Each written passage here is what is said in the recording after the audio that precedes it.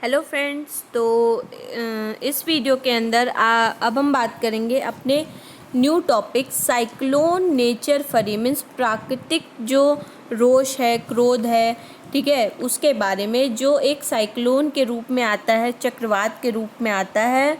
ठीक है, तो जैसा कि हम लोगों ने प्रीवियस वीडियो में अपने विंड, एयर प्रेशर, टेम्परेचर, इन सब चीज़ों के बारे में बात किया था। अब हम बात करेंगे साइक्लोन के बारे में। ठीक है, तो यहाँ पे एक आपको साइक्लोन के वजह से जो डिस्ट्रक्शन हुआ है, जो विनाश हुआ है, नुकसान हुआ है, बहुत ज़्यादा डैमेज हुआ है, उस चीज़ की कुछ पिक्चर दिखाई जा रही है। तो ये उड़ीसा का पिक्चर है। Orissa located on the eastern sea coast of India. Orissa जो है वो हमारे पूर्वीय तटीय क्षेत्र इंडिया के साइड में लोकेट करता है। इस प्रॉन टू साइक्लोन, यहाँ पे क्या है, चक्रवात के लिए प्रवण हुआ।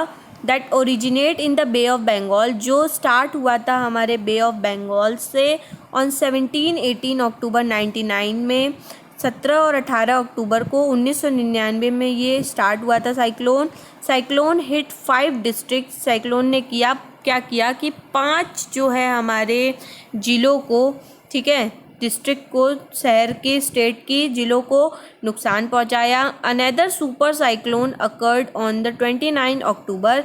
जो दूसरा सुपर चक्रवात जो था, बहुत बड़ा चक्रवात जो पैदा हुआ था, वो 19 अक्टूबर 1999 में हुआ था। That devastated a large portion of the state. उसने क्या किया था, बहुत ज़्यादा सदमग्रस्त कर दिया था, बहुत ज़्यादा नुकसान पहुंचा दिया था एक बड़े से पोर्शन को, बड़े से हिस्से को शहर की। The damage caused were mainly due to 3 factor. ये डैमेज जो है वो उसकी वजह से क्या हुआ कि 3 जो हमारे फैक्टर्स हैं मेनली वो कॉज हुए, उनकी वजह से, कारण से। क्या क्या वो कारण थे, हमारे फैक्टर्स क्या क्या थे? विंड की वेलोसिटी, रेन और टाइडल सर्ज। तो जो हमारा विंड वेलोसिटी था मीन्स पवन वेग जिसको हम कहते हैं, बारिश, और जो ज्वारी उछाल मीन्स टाइडल सर्ज था, इनके कारण से बहुत कुछ डैमेज हुआ था। The wind up to 260 kilometre, जो हवा थी वो चल रही थी लगभग 260 kilometre per hour, lasted over 36 our, जो 36 घंटे से निरंतर चली जा रही थी 260 किलोमीटर पर घंटे की स्पीड से। दीज हाई वेलोसिटीज़ की जो वेलोसिटी थी, इसकी जो वेग थी पवन की, वो बहुत ज़्यादा थी। अपरूटेड ट्री, ये क्या कर रहा था, पेड़ों को जड़ों से उखाड़ दे रहा था। एंड डैमेज द कच्चा हाउसेज, जितने भी कच्चे घर थे उन सबको वो नुकसान पहुंचाया। Roof top of several industrial sheets, क्या किया उसने, बहुत सारे जो इंडस्ट्रियल और जो औद्योगिक मीन्स जितनी भी इंडस्ट्री से रिलेटेड जितनी भी जगहें थी, जिनकी छाया थी, शेड थी, उन सब का ऊपर वाला हिस्सा, रूफ टॉप जो था वो उड़ा दे रहा था। And other houses were also blown away, बहुत सारे घर ऐसे थे जो हवा के साथ उड़ गए। Power supply and telecom line snap completely, जो पावर का सप्लाई था, बिजली था, और जितने भी टेलीकॉम बात करने की जितने भी यंत्र थे वो सब क्या हो गए थे, बंद गए थे, पूरी तरीके से टूट गया था। जितना भी पावर, बिजली का खंभा और ये सब चीज़ें बंद हो गई थी क्योंकि वो सारी चीज़ें टूट गई थी। Heavy rain occurred under the influence of the cyclone, वहाँ पे बहुत मूसलाधार बारिश जो है, वहाँ पे बहुत ज़्यादा बारिश वहाँ पे हुई, ठीक है, जिसकी वजह से, साइक्लोन की वजह से प्रभावित होकर बहुत ज़्यादा वहाँ पे बारिश हुई। फॉर 3 डेज कॉन्टीन्यूसली, 3 दिन लगातार। This rain lead to flooding in the major river of Orissa. Orissa के कुछ प्रमुख जो नदियाँ थीं उनमें पूरा बाढ़ ले आया था इस रेन की वजह से, क्योंकि वो 3 दिन लगातार बारिश हुआ था। द साइक्लोनिक विंड, जो चक्रवात हवाएं चल रही थी, कॉज अ टाइडल वेव, उसकी वजह से क्या हो रहा था, बहुत तेज़ी से जो है ज्वार की लहर उठ रही थी, टाइडल वेव्स उठ रही थी। दैट स्वेप्ट 20 किलोमीटर, जिसकी वजह से क्या हो रहा था कि वो स्वेप्ट हो रही थी पूरे 20 किलोमीटर तक ज़मीनों पर। And brought a massive destruction, जिसकी वजह से क्या होता, बड़े पैमाने पे वो नुकसान कर रहा था, डिस्ट्रक्शन कर रहा था हमारे जितने भी तटीय क्षेत्र थे, कोस्टल एरियाज थे, उनको। The 7 to 10 metre high tidal wave intruded, 7 से लेके 10 मीटर ऊंचा जो है वो टाइडल वेव था, जो ज्वार की जो लहरें थी वो घुसपैठ हो रही थी, इंट्रूड हो रही थी अचानक, and causes a massive damage, और सडनली आ रही थी, इस वजह से वो बहुत बड़े पैमाने पे नुकसान कर रही थी to the standing paddy crop, जितनी भी खड़ी धान की फसल थी वो सब भी काफ़ी ज़्यादा डैमेज हो गई थी। मतलब ओवरऑल साइक्लोन की वजह से कितना ज़्यादा यहाँ पे नुकसान हुआ था। The cyclone originated as a depression, इस साइक्लोन की वजह से क्या हुआ कि डिप्रेशन वहाँ पे पैदा हो गया in the gulf of Thailand, Thailand के गल्फ में, नॉर्थ ईस्ट और पोर्ट बेलर में, ठीक है, जो पास में था हमारे ईस्ट के पोर्ट बेलर में, ऑन 2599 मीन्स कि 25 अक्टूबर को 1999 में, and gradually moved in a north west word direction, और वो क्या हुआ कि फिर वो मूव कर गया दूसरी तरफ नॉर्थ ईस्ट वर्ड डायरेक्शन में, मीन्स उत्तर पश्चिम की तरफ वो मुड़ गया। इट इंटेंसिफाइड, ये इतना तेज़ था, इनटू अ सुपर साइक्लोन, ये एक सुपर साइक्लोन में बदल गया था, and hit the area between, और इसने क्या किया, जो एरिया था बीच में इरास्मा और बालिकुदा के बीच में जितने भी एरियाज थे उनको बहुत ज़्यादा प्रभाव डाला। उड़ीसा में जो हमारा इरास्मा और बालिकुदा था उसके बीच में जितने भी एरियाज थे उन सबको बहुत गहरी तरीके से हिट किया। ऑन 29 अक्टूबर 19 अक्टूबर को एट 10:30 AM को जो हमारा सुपर साइक्लोन था वो स्वेप्ट हुआ, बह गया the entire coast of Orissa, जो हमारी उड़ीसा की जितनी भी कोस्ट थे, तटीय थे, उन सबको बहा ले गया पूरी तरीके से, इंक्लूडिंग द सिटीज़, साथ साथ उन शहरों को भी जो भुवनेश्वर और कटक थे उनको भी, और साथ साथ 28 कोस्टल टाउन, जितने भी टाउन थे, शहर थे 28 हमारे, उन सब को वो बहा ले गया। About 13 million people were affected, इससे क्या हुआ था, 13 मिलियन लोग जो है बुरी तरीके से प्रभावित हुए थे, अफेक्ट हुआ था उन पे। Large number of life stock were killed, मतलब बहुत बड़े पैमाने पे जो थी वो जिंदगियां वहाँ पे मर गई थी लोगों की। Standing tops of paddy, vegetable, fruit were heavily damage, जितने भी खड़े धान थी, सब्जियां थी, फल थे, वो सारे के सारे नुकसान हो गए थे, डैमेज हो गए थे। Due to salination cause by tidal surge, means कि जितनी भी ज्वारी उछाल थी बड़े क्षेत्रों में, सेलिनेशन की वजह से क्या हुआ कि large tract of agriculture land, जितनी भी बड़ी बड़ी हमारी खेती के जो लैंड थे, ज़मीन थे, हैव टर्न इन फर्टाइल, वो सब क्या हो गए, फर्टाइल से, उपजाऊ से अनउपजाऊ बन गए। लार्ज ट्रैक्ट ऑफ सेल, जितने भी लार्ज क्षेत्र थे हमारे सेल के, टीक के, बैम्बू के जितने भी प्लांटेशन थे होते थे, जिस जगह पे सेल, टीक और बैम्बू के प्लांटेशन होते थे जहाँ पेड़ लगाए जाते थे, हैव डिसअपियर्ड, सब गायब हो गए थे। The mangrove forest between Paradip and Konark vanished, जितने भी सदाबहार वन थे हमारे, मैनग्रूव फॉरेस्ट थे जो हमारे पैरादीप और कोणार्क के बीच में थे, वो सब क्या हो गए, सब धुल गए, वैनिस्ड हो गए, गायब हो गए थे। ठीक है, तो सोचिए मतलब इतनी हद से ज़्यादा साइक्लोन ने प्रभाव डाला था, पूरा 28 कोस्टल टाउन बहा ले गया वो, और कितना ज़्यादा इफ़ेक्ट दिया हमारे एग्रीकल्चर पे, हमारे लोगों की ज़िंदगियों पे, शहरों पे, नदियों में, सब जगह पे। ठीक है, फिर नेक्स्ट टॉपिक की बात करें तो नेक्स्ट टॉपिक इज़ मॉइस्चर, नमी। ठीक है, when water vapor from land and different water bodies, जब हमारी वाटर इवोपरेट होती है, भाप बनता है पानी का हमारी पृथ्वी से, लैंड से, एंड डिफरेंट वाटर बॉडीज, अलग अलग नदियों से भी अगर वो वाटर इवोपरेट होती उड़ती है, भाप बनती है, इट बिकम वाटर वेपर, तो वो क्या हो जाती है, वाटर वेपर कहलाती है। ठीक है, मॉइस्चर इन द एयर, अगर नमी आ जाती है हवा में एनी टाइम, ठीक है, इज़ नोन एज ह्यूमिडिटी, तो हम उसको नमी कहते हैं।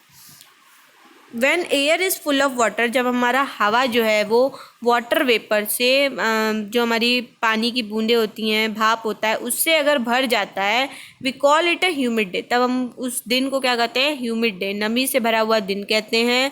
As the air gets warmer, जैसे जैसे हवा गर्म होता जाता है, its capacity to hold the water vapour, उसके अंदर क्षमता जो होती है हवा की वो बढ़ जाती है ताकि वो वाटर वेपर को होल्ड कर सके, ठीक है, रोक सके, and so it become more and more humid, तो इसकी वजह से क्या होता है, उस दिन बहुत ज़्यादा जो है वो ज़्यादा से ज़्यादा जो है वहाँ पे नमी हो जाती है, ह्यूमिड हो जाता है।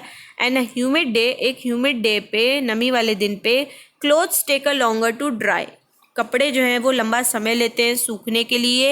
एंड स्वेट अवर बॉडी, जो पसीना होता है हमारे शरीर से, डज नॉट इवोपरेट ईजिली, वो भी भाप नहीं बनता, सूखता नहीं है पूरी तरीके से आसानी से। Make us feel very uncomfortable, हमको बहुत ज़्यादा अनकम्फर्टेबल फील कराता है जब भी ऐसा होता है। व्हेन द वाटर वेपर राइसेस, जब वाटर वेपर जो है वो बढ़ने लगता है, राइज हो जाता है, ठीक है। वाटर जब हमारा भाप बनता है, जब ये बढ़ जाता है, इट स्टार्ट्स कूलिंग, वो ठंडा होने लगता है। द वाटर वेपर कंडेंस, और जो वाटर वेपर होता है, भाप जो होता है वो गाढ़ा हो जाता है, कंडेंस हो जाता है, मिल जाता है जा करके, causing a formation of a droplets of water, और क्या फॉर्म कर लेता है, पानी की बूंदे वो बना लेता है।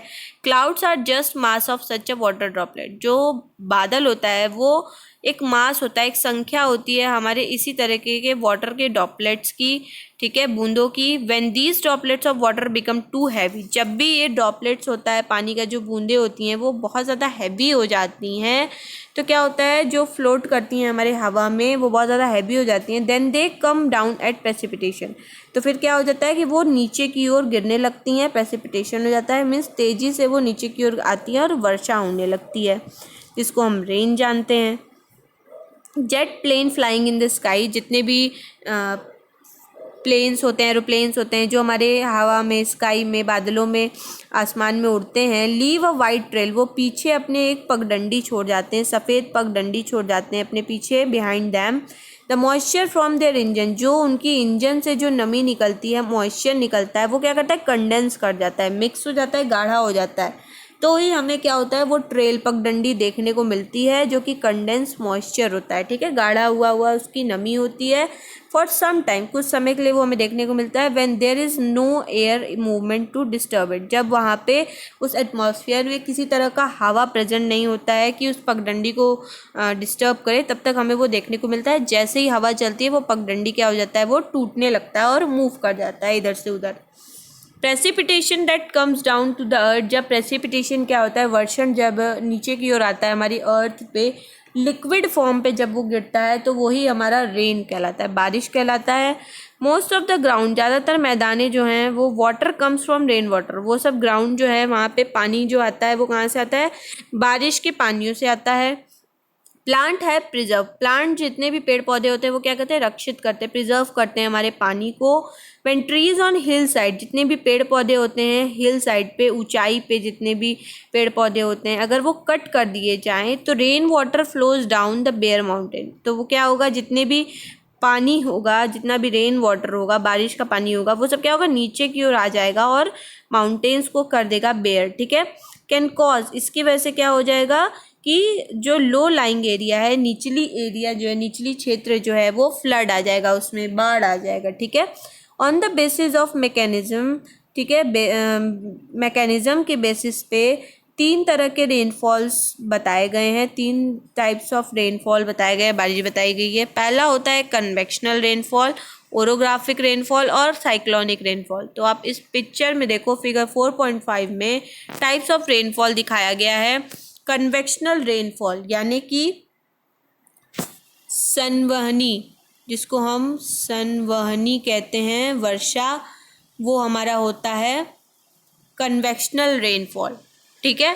तो ये जो कन्वेक्शनल रेनफॉल होता है ये कैसे होता है, जब भी हमारी सन की एनर्जी, सन की धूप हमारी ज़मीन पे पड़ती है, और जो हमारी सरफेस पे जब ये हमारा सन की किरणें जब भी हमारी पड़ती है, ठीक है, ये क्या करती है, यहाँ से जितनी भी मॉइस्चर होती है, ठीक है, जितनी भी वाटर होते हैं वो इवोपरेट हो जाते हैं, भाप बन के क्या हो जाता है, ऊपर आसमान में आता है, और डस्ट के साथ मिल करके वो क्या बना देते हैं, बादल बना देते हैं। जैसे आप ये देखो बादल, जब ये बादल जो है फुल ऑफ वाटर वेपर से भर जाता है तो वो हैवी हो जाता है, क्या हो जाता है, हैवी हो जाता है, और हैवी होने के कारण क्या होता है, फिर वो प्रेसिपिटेशन हो जाता है, वो नीचे की ओर गिरने लगता है ड्रॉपलेट के फॉर्म में, ठीक है। और हमारा कन्वेक्शनल रेनफॉल होता है, जैसे वार्म एयर ज़्यादा हुआ तो वो जितने भी मॉइस्चर होते हैं, वाटर होते हैं, वो ऊपर की ओर जाके एब्जॉर्ब हो जाते हैं, क्लाउड जम जाता है, एंड देन पानी बरसने लगता है, ठीक है। देन सेकंड की बात करें तो ये हमारा होता है रिलीफ ओरोग्राफिक रेनफॉल, यानी कि राहत वर्षा जिसको हम कहते हैं, या फिर हम इसको कहते हैं पर्वतीय वर्षा।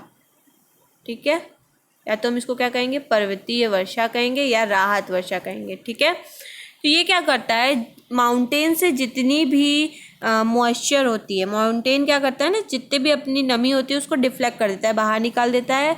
और ये क्या करता है, वो हवा जो होती है, हवा की वजह से क्या होता है, उस मॉइस्ट को वो ऊपर की ओर ले जाता है और ऊपर जाकर के क्लाउड में वो इकट्ठा हो जाता है, एयर उसको होल्ड कर लेता है। जब वो बहुत ज़्यादा हैवी हो जाता है तो वो बारिश होने लगती है, और जिस एरिया में हवा होती है उसी पर्टिकुलर एरिया में से बारिश होता है। या तो माउंटेन के पीछे लिटिल बारिश होता है, थोड़ा थोड़ा रेन होता है, और या फिर नो रेन होता है। ठीक है, बारिश होगी ही नहीं। जिस एरिया में एयर रहता है उसी एरिया में यहाँ पे बारिश होती है, वही कहलाता है रिलीफ ओरोग्राफिक रेनफॉल। ठीक है, देन आता है साइक्लोनिक रेनफॉल, मीन्स हमारा चक्रवाती वर्षा जिसको हम कहते हैं, वो हमारा होता है साइक्लोनिक रेनफॉल। ठीक है, ये क्यों होता है, जब ठंडी हवाएं चलती हैं और गर्म हवा ऊपर की ओर भागती है तो वो जाके एयर में रुक जाती है, और क्या होता है कि वो क्लाउड में जा कर के बन जाती हैं, वाटर वेपर जितने भी रहते हैं वो जा कर के बन जाते हैं क्लाउड में, और फिर बारिश होती है। साइक्लोन के साथ साथ जितनी भी तेज़ तेज़ हवाएं चलती हैं, चक्रवाती वर्षा तब होती है। ठीक है, तो ये 3 तरह की वर्षा हो गई हमारी, convectional rainfall, relief orographic rainfall और साइक्लोनिक रेनफॉल। तो rainfall is a very important for the survival of a plant. किसी भी पेड़ पौधे को जीवित रहने के लिए, सर्वाइव करने के लिए जो है वो रेनफॉल की, बारिश की बहुत ज़्यादा ज़रूरत होती है। इसलिए रेनफॉल हमारे लिए बहुत ज़्यादा इम्पॉर्टेंट होता है, प्लांट्स के लिए और जानवरों के लिए भी। It brings a fresh water to the earth surface. इससे क्या होता है कि वो हमारी अर्थ की सतह पर, हमारी पृथ्वी की सतह पर फ्रेश वाटर को लाता है। इट रेनफॉल इज़ लेस, अगर बारिश कम होती है तो वाटर स्कैरसिटी हो जाती है, पानी की कमी हो जाती है और सूखा पड़ने लगता है, and drought occur. On the other end, दूसरी तरफ क्या होता है, इफ़ इट इज़ मोर, अगर बहुत ज़्यादा बारिश हो जाए तो फ्लड आ जाता है, बाढ़ आ जाती है। ठीक है, तो दोनों पॉसिबिलिटीज़ है, अगर बहुत ज़्यादा हो जाता है तो बाढ़ आ जाती है, नहीं आता है तो पानी की कमी और सूखा पड़ जाता है। Other form of precipitation are snow, sleet, hail, means कि अगर बारिश नहीं होती तो ओला पड़ता है, स्नो पड़ता है, स्लेट पड़ता है, हेल पड़ता है। ठीक है, तो ये चैप्टर यहीं फिनिश होता है। अगर आपको इस चैप्टर से रिलेटेड कोई भी क्वेरीज होगी, कोई भी दिक्कत होगी तो आप कमेंट सेक्शन में कमेंट करके पूछ सकते हैं। आई होप कि आपको ये चैप्टर समझ में आया होगा, and thank you so much. Have a nice day.